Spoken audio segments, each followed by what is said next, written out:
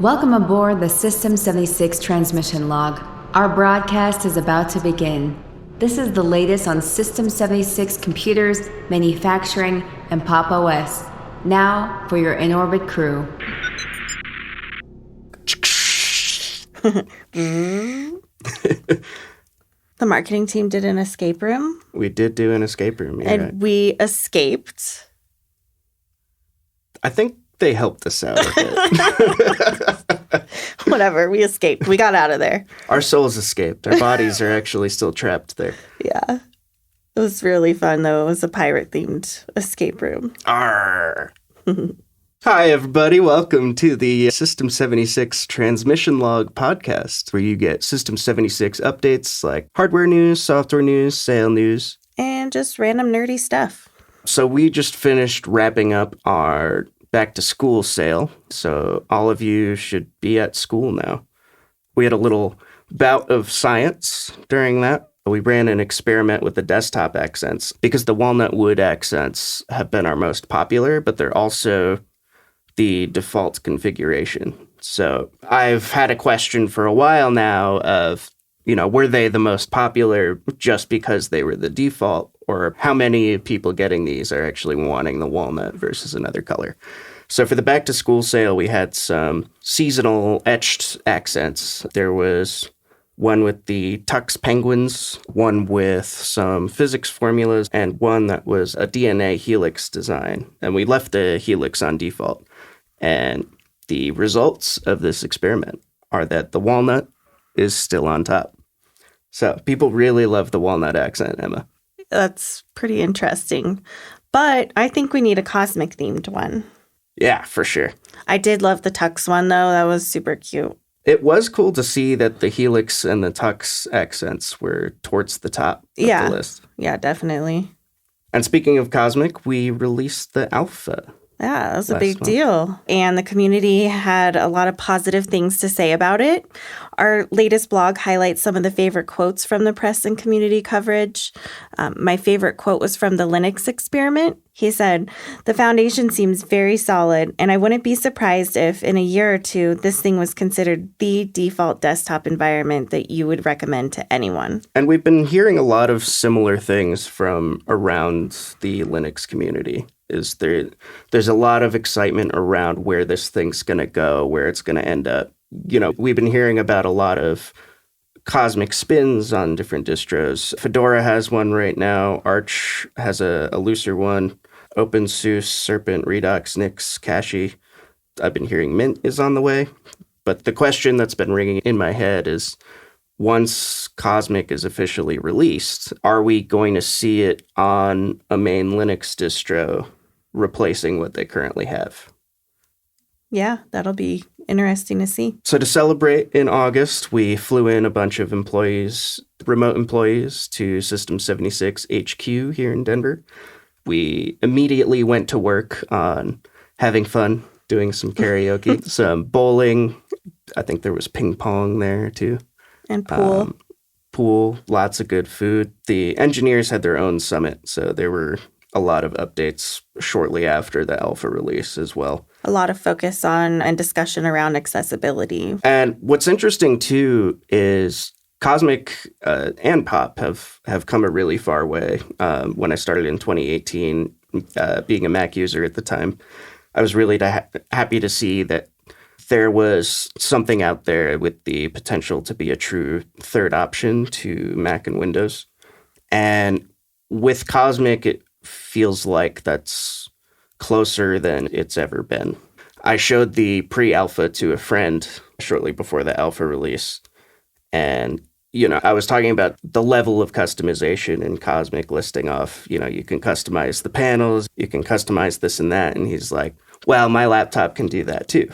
And then I showed him the theming, and quickly he just got so much more interested. He was asking for a Colorado sunrise theme, and I had to make him Colorado sunrise. And he was asking for sunny winter, and I had to make him sunny winter. There was a penitentiary one in there too. I don't even know what that was. Very strange request, but that's why we're friends. But yeah, it's just exciting to see that even people, he's a Windows user, so even people who don't really have Linux on their radar are starting to show interest in it. And that's very exciting to me.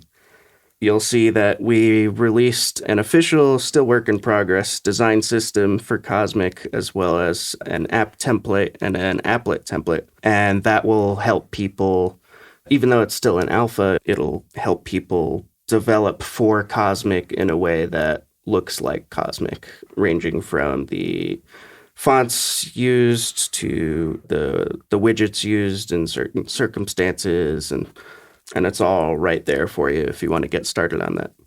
Along with the alpha, we launched the Cosmic Ambassador program for contributors and promoters, which has different levels to earn swag items.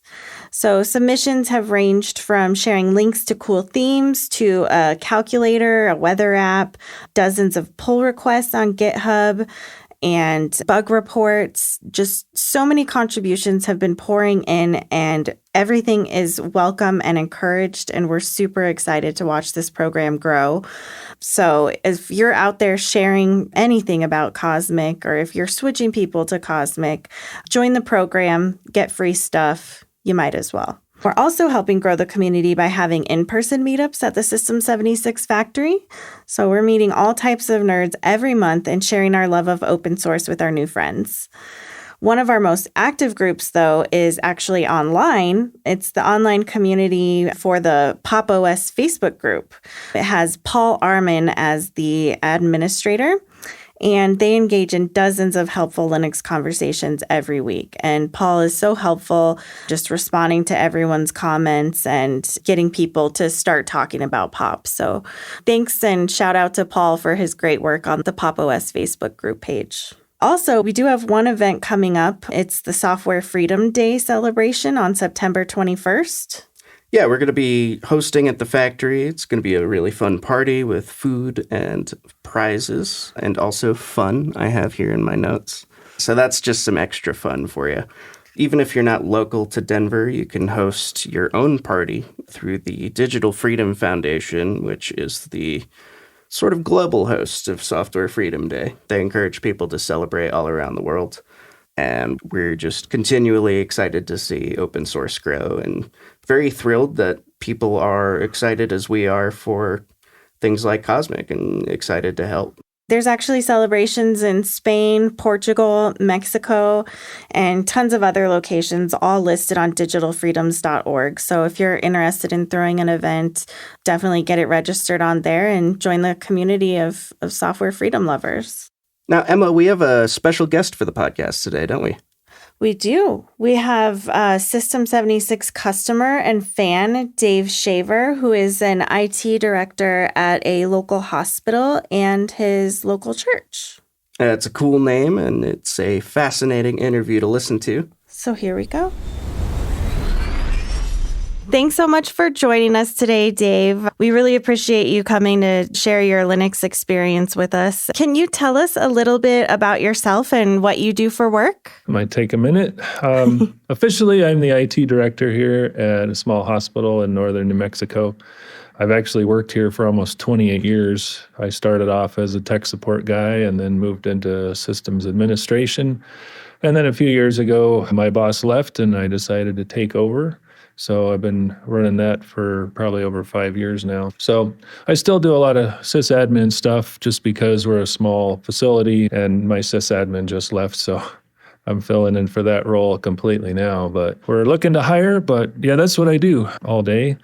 And also on the side, I run a web hosting business and I do some websites. One of the customers does a 20-page full-color catalog, so I do some graphic design work with that. And I'm also an associate pastor at our church where I do all the IT stuff there, and I'm in the band and a little bit of filmmaking. We do some promotional stuff at the church, and I have actually worked on a full-length feature film. It was an indie film that was a few years back, but kind of been around for a while and had a few opportunities to do a few things. So I'm engaged in a lot of graphic design work and film stuff on the side. What programs are you using for your graphic design? I was with Adobe for quite a while until they changed their pricing. So I found replacement tools, some of them open source and some of them not. Speaking of open source, what has your Linux journey looked like? I've been around for a while. I actually heard of Linux way back in the 90s, but didn't really get a start until probably 2000, maybe a little bit after that. I actually purchased Red Hat for like $69, not knowing that I could get it for free. So it was several years after that, but started incorporating it into our environment just because it was easy to set up and easy to manage, and it was reliable. You just turned it on and let it run, and it ran for months or even years before you had to do restarts and so forth. So that was a real big plus. And trying to save money like I do in a small hospital, found out that the licensing, well, that's pretty convenient. So it started off small, some web servers and so forth, but back in, was it 2013, I think, we set up a mail server using Zimbra and CentOS, and that thing lasted all these years until just about a year ago. But yeah, we have a number of Linux servers in operation today, several web servers, and of course, a lot of appliances that are needed. So it's actually a significant portion of what we have in our data center. Cool. And which System76 laptop do you have, and what led to your decision to choose System76 for a laptop? Well, actually, a few years ago, I bought into Apple. I always avoided Apple, and then when I got into the music side of things, I figured I needed Apple, just the latency and all that stuff, but I just don't like, they have a lot of control over the OS, and I don't, and so Linux just fits that bill. It gives me the freedom to do what I want. I can jump from distro to distro. And anyway, so I wanted to have a system that was dedicated to Linux that had some power to it, but I didn't want to buy into the other big companies. So I started looking around and came across both System76 and Malleable. When I came back to System76, I did kind of the same amount of research, and I was just impressed with everything I saw, the attitude and the desire for freedom to repair and just all the ideologies that System76 had. So I wanted to also get a gaming system because I do a little bit of that on the side. So I opted for the Adder, and it's a pretty beefy machine, i9 with the 4060 card in there, and I like it. I really do. It's got a lot of power. I have not put it through its full paces yet. I do find it hard to find the time to do all those things that I want to do with it, but I have plans, so I'll be working on that. I have finally tested shaders in Minecraft using the system, and it's kind of cool, so That's awesome. I like it a lot. That's awesome.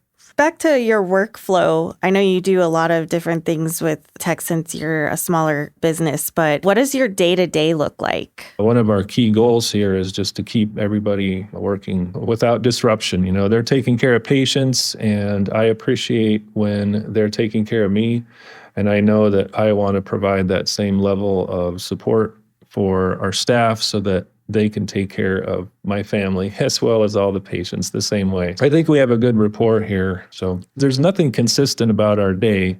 We don't have a set plan. It's kind of fly by the seat of our pants.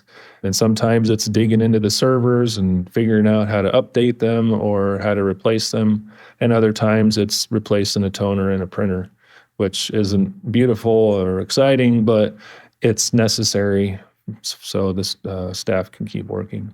So. And how about at the church? What kind of IT needs does the church need? Thankfully, not a ton because we're a small church. We do have video surveillance. There's a lot of shenanigans that go on around the building, but I've got the experience to know how to run cable and do the installs, and so actually installed all of that. That's the big piece. We also do live streaming of our Sunday service, so we have a system set up for that. I've used OBS Studio and TriCaster also. We have a TriCaster live streaming system set up here at the hospital. That's way too much machine for what we really need, but it's pretty nice. We have a nice high-powered workstation for that. And of course, the office computer, and we also have another computer for the overheads. So I have that all linked together with various video cables, and we have a big TV and a projector so that we can display all that information for everyone at the church and also live stream it simultaneously. Also, then go and edit down the video a little bit to post on YouTube. Because we broadcast our music, we can't use Facebook or YouTube because of the licensing on that. So I go back in later, edit that down, and then repost it. And just a few months ago, I started translating it all into Spanish. So using some AI tools for that. DaVinci Resolve lets me export it does the transcription. So I get it in English. Then I can jump over to a website called narakit.com, and they will speak out any language that you need. So it generates an audio file, then I can overlay that over top of the video and post that. And interestingly enough, we get a lot more views on the Spanish feeds than we do on the English ones. So you've mentioned a couple of the programs you've used. What are some of the key tools and software you rely on daily? So the tools that I use Obsidian for notes. There's other note programs out there, but I like Obsidian because it works across all platforms. So I can put it on my iPad, take notes there. I can set it up on Linux or Windows and have notes there. It organizes things for me. I was using Bitwarden. I use that in other places, but KeePass is free and I trust its encryption. For browsing, I use Firefox, Brave, and Opera. I use those simultaneously because it allows me to have multiple windows on screen, and it allows me to be logged in as administrator and as a user at the same time instead of getting kicked out of one if I'm using the same browser. GIMP and Inkscape I use at work here. I don't have Affinity doesn't work on Linux, so maybe someday, but GIMP and Inkscape work. I can use those well enough to do the graphics that we need for the hospital. I use a bit of Midjourney for some of the graphics that I create for our websites. We have 3 websites, actually 4. An outside website that all the patients can see when they want to find out about our hospital. We have a staff website that staff members get, and then we have an IT one that just us IT guys use. So I do a lot of graphics and work with WordPress on that. So WordPress is another one of those tools that I use. On the more nerdy side, with the servers, I've built both Apache and Nginx web servers with MySQL and MariaDB, and of course, WordPress. I used Drupal back in the day, but I found WordPress, if you just need a website, boy, you can fire up WordPress and be good to go. Drupal's a bit more of a deep dive, and I haven't actually touched it for several years now. Yeah. Just because of the convenience of WordPress. I love WordPress. Yeah. What do you think is the most significant advantage of using Linux in your IT work? Well, probably one of the big advantages is that I feel because I'm separated from the Windows environment that if something sweeps through the Windows systems that I won't be affected. Or if my machine is infected for some reason, that it won't immediately jump across. Most of the infection tools out there are OS specific and don't really have the ability to jump across that much. So that's one of the things that I look at as a positive. I also like the ability that I have to lock things down quite a bit. With all the security that we have to deal with and the compliance and all those rules coming down, I like that I can really tighten down my machine and make it pretty much invisible to the rest of the network. So with that, I can then run a virtual machine of Windows if I need to do those things. And because it's natted behind VirtualBox's network or whichever other virtualization tool I want to use, I know that machine is somewhat protected as well from the network. So if anything ever happens, I know that I can just sit down, fire up my machine, and I'll be ready to handle anything that's necessary. So security is a huge deal for you guys. Yeah, we've always taken security seriously, but it's really taken a front seat. It would be nice if we had somebody dedicated specifically for security. I'm not a security guy, but I've been thrust into that world, and it's just part of what we deal with day to day. And with the information that we have in a hospital, we can't be letting that information get out. So we do take it very seriously, and we've made big strides over the last couple of years to improve our situation. Cool. Thanks so much for joining us today. Did you have anything else you want to add about your journey and your experience with System76? I'm sure I'll have more to say in the months to come, but so far I'm enjoying it, and I'm looking forward to really digging in there and trying some new things. Okay, that's awesome. All right, thank you. Okay, Alex, let's play a game. Are we playing a game? We're I see a tin can. Yes. inside this tin can is an object that I took from System76. It's smaller than this can, obviously. And I'll give you one hint after I'm going to shake it. So here, listen to this shake. Okay. Now, the hint is the System76 logo is printed on this item. Printed on this item. Is it the bottom panel of a launch keyboard? That would be larger than a can. Let me try that again. Yeah, I don't think that wasn't even a good guess, Alex. It's a very large can, okay? Do you need another shake? Yeah, let's do... Is it a coaster? No. That's your only guess. It is tricky. The same thing I did that one other time. I was thinking you. It's a flash drive. Yeah. It's a System76 Pop USB. All right. I was hoping it would be my wildest dreams. Oh, well, I'd say good job, but you didn't do a good job. Sorry. Thanks for joining us today, everybody. We hope you join us next month for the System76 transmission log. And now we exit the spaceship. Wait, that was a crash. Did we just blow up? Oh, I just We're meant fine. shh. Okay. That was my door sound.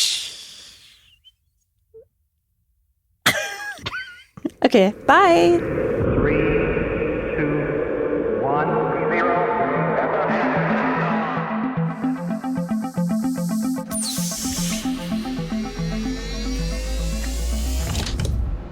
This has been the System76 transmission log. For more inspiration, check out the website and follow us on social media. On your descent back to Earth, please keep your hands and feet inside the transport beam at all times.